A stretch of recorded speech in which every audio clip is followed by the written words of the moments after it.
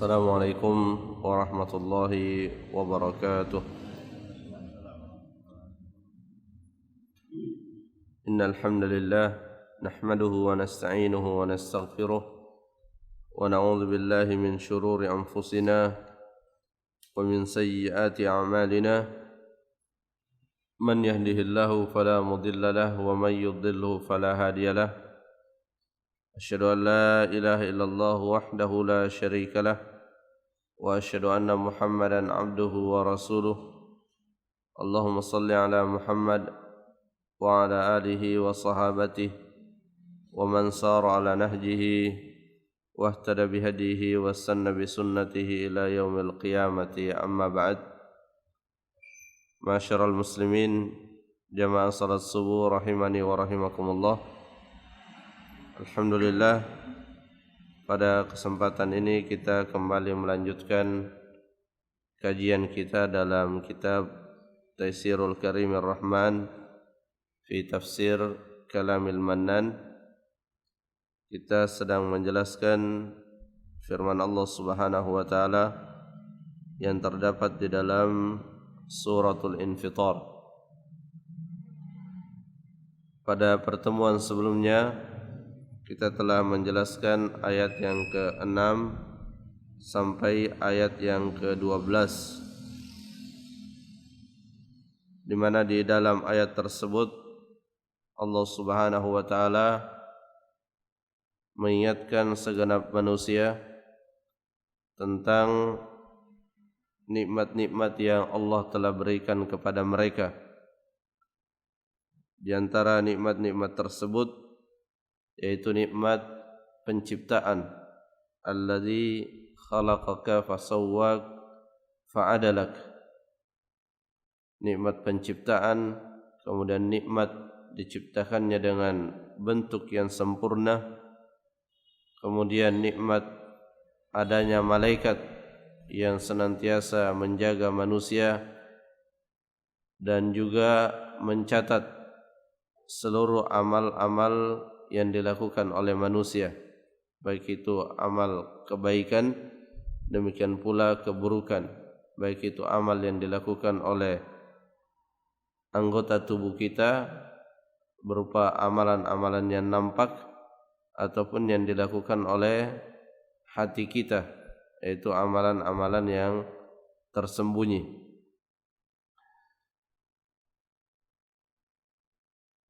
Namun meskipun cukup banyak nikmat yang Allah berikan kepada manusia, ada saja di antara manusia yang mendustakan berita-berita yang telah Allah sampaikan, yang semestinya berita tersebut diimani dan dijadikan sebagai bahagian dari apa yang kita yakini. Di antaranya yang didustakan oleh manusia yaitu adanya hari pembalasan.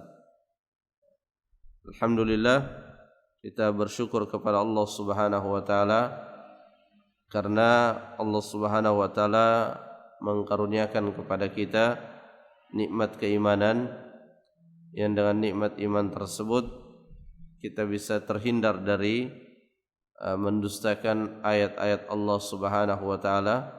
Dengan nikmat iman tersebut kita mengetahui bahwa apa saja yang disampaikan oleh Allah dalam Al-Quran ataupun disampaikan oleh utusannya yaitu Rasulullah dalam sunnah merupakan kebenaran mutlak yang tidak boleh ada sedikit pun keraguan di dalam hati kita untuk kita meyakininya.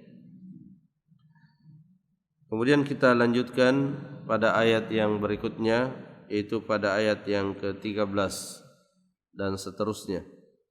Allah Subhanahu wa taala berfirman, "Innal abrara lafi na'im." Sesungguhnya al-abrar yaitu orang-orang yang baik. Syekh As-Sa'di rahimahullah menjelaskan yang dimaksud dengan orang baik di sini adalah al-qaimuna bi huquqillahi wa huquqi ibadihi, Jadi orang yang baik itu adalah orang yang menunaikan apa yang menjadi hak-hak Allah atas hambanya, dan orang-orang yang menunaikan hak-hak sesamanya. Itulah orang yang baik. Jadi Allah Subhanahu wa taala sebagai Khalik, sebagai pencipta, itu memiliki hak-hak atas hambanya, dan seorang hamba berkewajiban untuk memenuhi hak-hak tersebut. Kemudian sesama makhluk, baik itu manusia ataupun yang lainnya, juga memiliki hak. Siapa saja yang mampu memenuhi hak-hak tersebut, baik itu hak kepada Allah ataupun hak kepada sesama, maka mereka itulah yang disebut dengan al-abrar. Lagi-lagi ini menunjukkan betapa pentingnya yang namanya ilmu. Karena tanpa ilmu kita tidak mungkin mengetahui apa hak-hak Allah, apa hak-hak sesama kita. Sehingga mutlak untuk selalu dicari dan selalu kita tambah itu ilmu tentang hak-hak Allah Subhanahu wa taala. Karena tidak mungkin kita bisa memenuhi hak-hak Allah kecuali dengan kita terlebih dahulu mengetahui dan mengilmuinya. Al-mulazimuna lil bir, yang senantiasa menetapi kebaikan. Masih lanjutan penjelasan tentang al-abrar, yang menetapi kebaikan-kebaikan, yang melakukan kebaikan-kebaikan fi a'malil qulubi wa a'malil jawarih, baik itu kebaikan berupa amalan-amalan hati ataupun amalan-amalan yang dilakukan oleh tubuh kita, oleh fisik kita. Jadi ada yang dikenal dengan a'malul qulub, amalan-amalan hati, seperti berniat, seperti berharap, seperti takut. Itu semua adalah amalan-amalan hati. Contohnya ketika seseorang terbisiki untuk melakukan keburukan, kemudian di dalam hatinya ada rasa takut kepada Allah jika ia melakukan keburukan tersebut, maka rasa takut yang muncul itu adalah amalan hati yang dinilai pahala oleh Allah Subhanahu wa taala. Atau ketika seseorang mendengarkan panggilan azan untuk melaksanakan salat, kemudian terpanggil untuk memenuhi panggilan tersebut karena dia berharap ganjaran dari Allah Subhanahu wa taala. Dia berharap melalui amalan yang akan dilakukannya Allah memasukkannya ke dalam surga. Maka harapannya itu adalah amalan hati yang juga memiliki nilai di sisi Allah Subhanahu wa taala. Jadi sebelum seseorang melaksanakan salat, sebelum melakukan kebaikan, sesungguhnya sudah banyak yang tercatat untuknya kebaikan-kebaikan dari amalan-amalan hati yang dilakukannya. Ya, disitulah pentingnya yang namanya niat. Disitulah pentingnya yang namanya al-khauf, rasa takut, ar-raja, rasa berharap, al-mahabbah, rasa cinta. Ya, dan ketiga hal inilah yang diistilahkan oleh para ulama dengan rakaizul ibadah, poros daripada ibadah, ya, di mana suatu ibadah akan tertunaikan dengan baik jika ditopang oleh rasa takut kepada Allah, rasa takut terhadap azab dan siksaannya, kemudian ditopang pula oleh rasa berharap terhadap janji-janji yang dijanjikannya berupa surga dan kenikmatan-kenikmatan yang ada di dalamnya, kemudian rasa cinta kepadanya yang telah menganugerahkan kepada kita berbagai macam kenikmatan-kenikmatan. Jadi sungguh luar biasa ya, rahmat Allah kepada orang-orang beriman, di mana Allah telah memberikan penilaian terhadap suatu amalan sebelum amalan itu sendiri ditunaikan. Ini yang disebut dengan a'malul qulub. Dan di saat yang sama Allah Subhanahu wa taala mempersulit dalam mencatat amal-amal hati yang berupa keburukan. Niat buruk itu tidak dicatat sampai niat buruk tersebut terlaksana. Berbeda dengan niat yang baik. Ya, niat yang baik itu Allah sudah mencatatnya, meskipun kita tidak melakukan niat tersebut, tidak mewujudkan niat tersebut. Sedangkan niat yang buruk Allah tidak mencatatnya sampai terlaksana dalam bentuk perbuatan yang konkret, kecuali jika niat yang buruk itu telah ditindaklanjuti, meskipun tidak sampai terwujud tapi sudah ada tindak lanjut, maka pada saat itu telah tercatat keburukan dari niat buruknya. Hal ini dijelaskan oleh Syekh Muhammad bin Shalih Al-Utsaimin ketika beliau menjelaskan hadis idzal taqal muslimani bisayfihima fal qatil wal maqtulu finnar.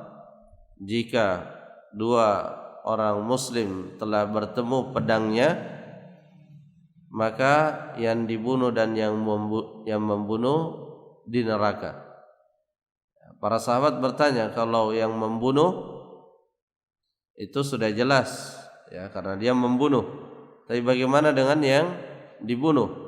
Kata Rasulullah SAW, arada qatla sahibih, dia berniat untuk membunuh saudaranya, dan niatnya tidak sebatas niat, tapi dia sudah menindaklanjutinya dengan perbuatan, di mana dia membawa pedang, bahkan bertengkar dengan pedang yang dibawanya. Dari sini kemudian Syekh Utsaimin menjelaskan bahwa ketika niat buruk itu telah ditindaklanjuti dengan aktivitas-aktivitas secara fisik, maka meskipun tidak terwujud, tapi telah tercatat untuknya keburukan. Namun ketika seseorang terhalang untuk mewujudkan niat buruknya, maka terhalangnya dia dari mewujudkan niat buruknya itu juga bisa merupakan pertolongan Allah untuk dia.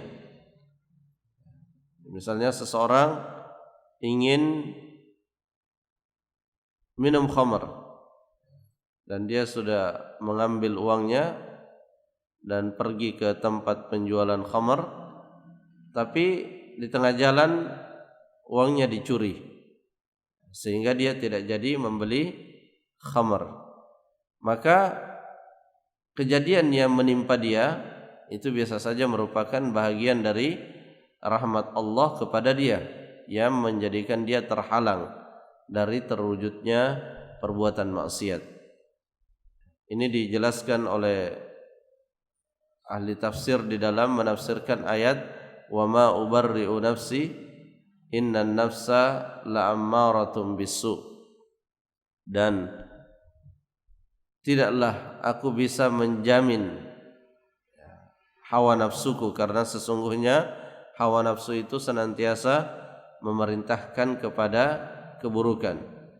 Dijelaskan bahwa memerintahkan kepada keburukan itu terkait dengan waktu, di mana setiap waktu hawa nafsu kita itu bekerja untuk memerintahkan kita kepada keburukan.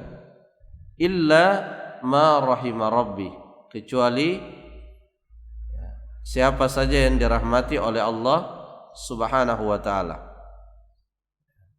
Jadi waktu yang kita miliki itu sesungguhnya selalu dimanfaatkan oleh hawa nafsu kita untuk memerintahkan kita kepada keburukan.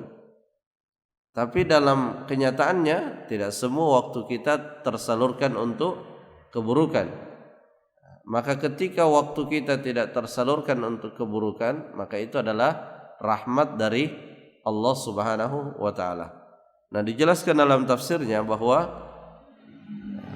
bentuk rahmat Allah dalam hal ini bisa berupa seseorang dikaruniakan untuk melakukan kebaikan sehingga dia tidak melakukan keburukan. Bisa juga Allah Subhanahu wa taala menjadikan antara dirinya dengan keburukan adanya penghalang.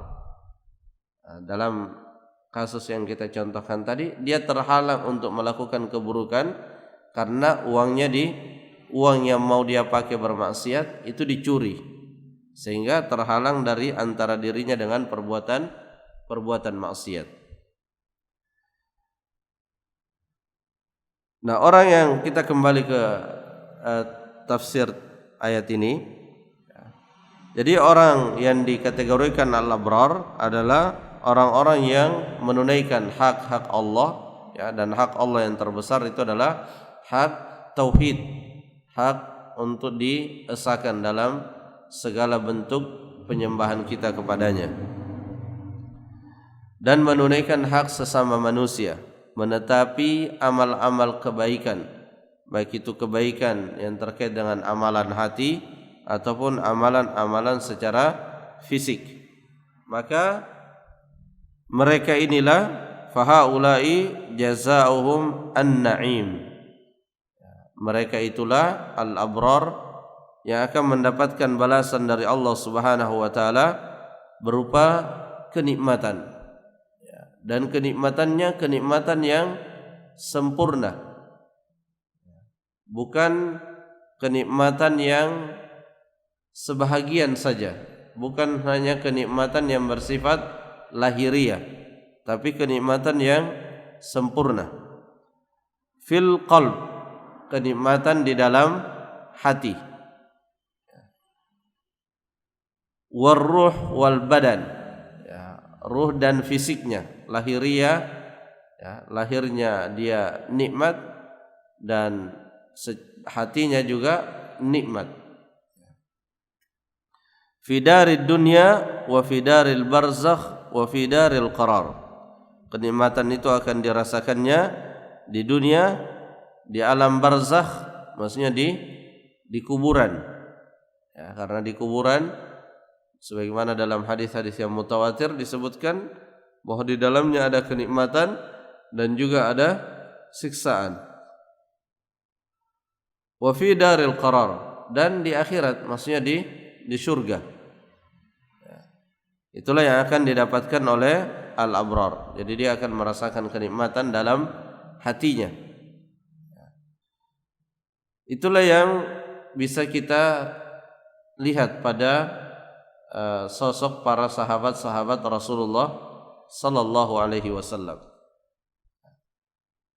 Mereka adalah orang-orang yang benar-benar dibahagiakan oleh Allah Subhanahu wa taala karena amal-amal kebaikan yang mereka lakukan. Syekh Al-Utsaimin rahimahullah menjelaskan atau menukil perkataan sebagian ulama salaf. Mereka mengatakan, sebagian ulama salaf itu sering mengatakan, sekiranya para raja dan anak-anak raja mengetahui kenikmatan yang kita berada di atasnya, maka pasti mereka akan berusaha melakukan sebagaimana yang kita lakukan. Cuma karena mereka melihat apa yang kita tampilkan, sehingga mereka mengira bahwa kita tidak berbahagia, padahal kita sangat berbahagia dengan keadaan kita. Karena kebahagiaan yang dirasakan oleh para ulama-ulama tersebut adalah kebahagiaan yang sempurna di hatinya dan secara fisik.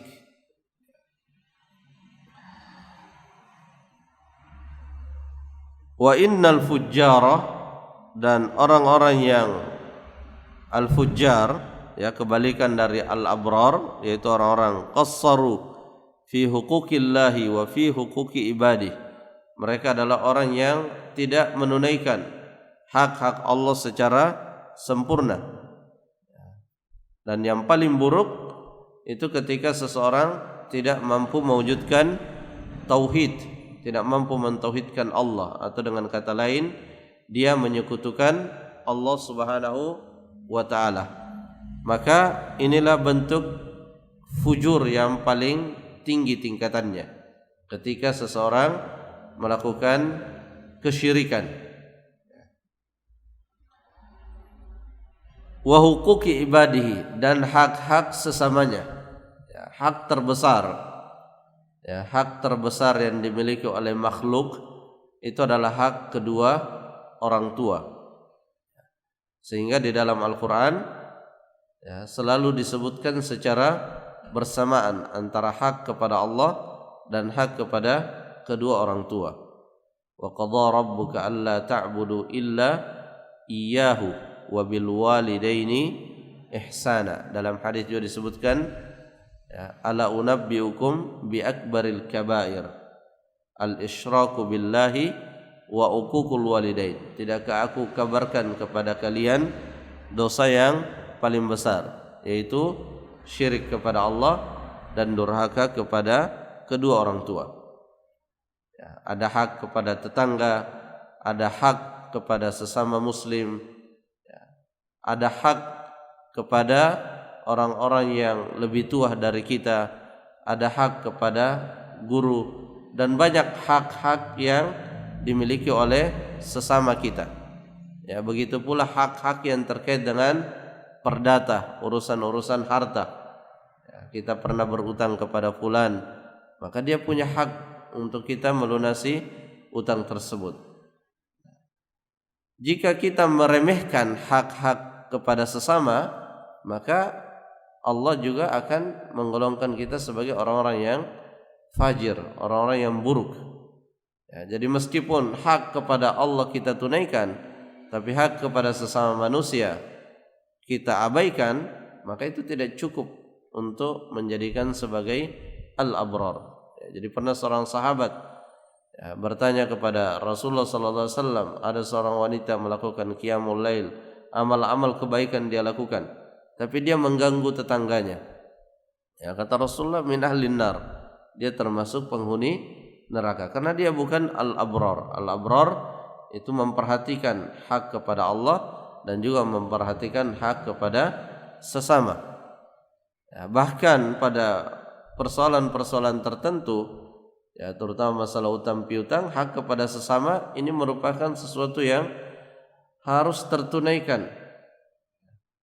Kenapa? Karena hak terhadap sesama ini dibangun di atas tuntutan.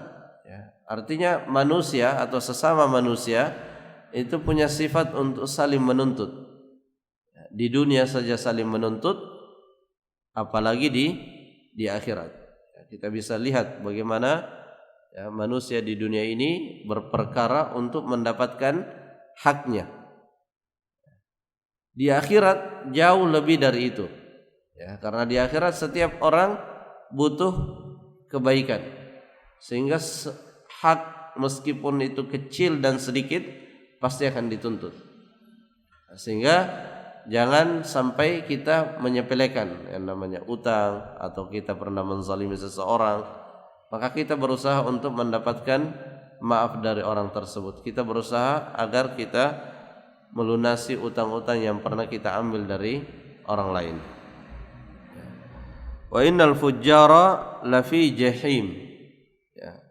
Jahim adzabin alim, berada di azab yang pedih.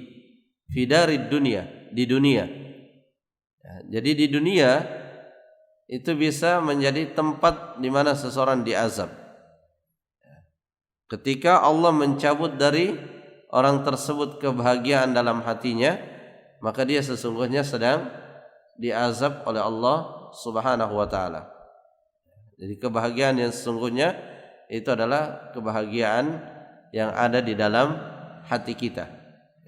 Jadi meskipun secara lahiriah dia bergelimang harta, tetapi hatinya dipenuhi dengan kebencian, dipenuhi dengan hasad, dengki, segala keburukan berkumpul di hatinya, maka tidak ada kebahagiaan yang ia dapatkan. Justru dia tersiksa dengan apa yang dia miliki. Adzabun alim fi darid dunya, ya, di dunia, kemudian wadaril barzakh, di kuburan. Ya, kita ambil contoh yang disebutkan dalam Al-Quran, Fir'aun. Ya, di dunia secara lahiriah tidak ada nikmat yang tidak dia miliki, harta, kekuasaan. Tapi apa yang sepanjang hidupnya dia tersusahkan terus oleh Nabi Musa. Itu saja yang dia setiap hari, bagaimana cara untuk mengalahkan Nabi Musa. Tidak ada kebahagiaan yang dia rasakan. Kemudian masuk di alam kubur, ya. Ketika di alam kubur Allah sebutkan dalam Al-Quran, an-naru yu'raduna 'alaiha ghuduwan wa 'ashiyya. Setiap pagi dan sore, kata Allah, itu diperlihatkan neraka kepada Fir'aun. Belum dimasukkan, diperlihatkan saja. Itu neraka, tempat dia kelak, pagi dan sore. Wa yaumal qiyamah an-naru yu'raduna 'alaiha ghuduwan wa 'ashiyya. Neraka diperlihatkan, ditampilkan kepada Fir'aun setiap pagi dan sore. Itu di alam kubur. Dan orang kafir, ya, orang kafir, seluruh kesulitan yang dia dapatkan dari sejak sakaratul maut sampai masuk ke dalam neraka itu tidak akan memberikan dampak yang positif baginya. Berbeda dengan orang-orang beriman. Ya, orang-orang beriman ketika sakaratul maut merasakan kesusahan, maka itu akan mengurangi dosa-dosanya. Masuk alam kubur mungkin dapat siksaan, itu juga akan mengurangi dosa-dosanya. Sampai nanti di hari perhitungan. Jadi semua kesulitan yang dia rasakan itu akan menjadi akan mengurangi dosa-dosanya. Itu bagi orang beriman yang tidak melakukan kesyirikan kepada Allah Subhanahu wa taala. Wa innal fujjara lafi jahim yaslaunaha yaumaddin. Ya, mereka akan memasuki al-jahim, neraka jahim. Yaumaddin, yaumal jaza alal amal, pada hari amalan-amalan itu dibalas oleh Allah Subhanahu wa taala. Itulah salah satu hikmah kenapa di dalam suratul Fatihah kita selalu membaca Maliki Yaumiddin, agar kita selalu teringat bahwa ada hari di mana amalan-amalan kita akan dibalas oleh Allah Subhanahu wa taala. Ya, 5 kali dalam sehari kita diingatkan dengan itu, agar waktu-waktu yang kita miliki antara satu salat dengan salat yang lain senantiasa tersegarkan di dalam ingatan kita bahwa apapun yang kita kerjakan itu akan ada perhitungan dan balasannya di akhirat. Kalau kita mampu melakukan kebaikan, maka kita bersyukur kepada Allah, dan jika yang terjadi sebaliknya, maka kita perbanyak istighfar dan mohon ampun kepada Allah Subhanahu wa taala, dengan harapan di hari pembalasan nanti kesalahan-kesalahan yang pernah kita lakukan Allah Subhanahu wa taala berkenan untuk mengampuninya melalui taubat dan istighfar yang selalu kita ucapkan. Semoga apa yang kita sampaikan bermanfaat. Kita cukupkan sampai di sini. Kita akhiri majelis kita dengan kafaratul majlis. Subhanakallahumma rabbana wa bihamdik, asyhadu an la ilaha illa ant, astaghfiruka wa atubu ilaik. Assalamualaikum warahmatullahi wabarakatuh.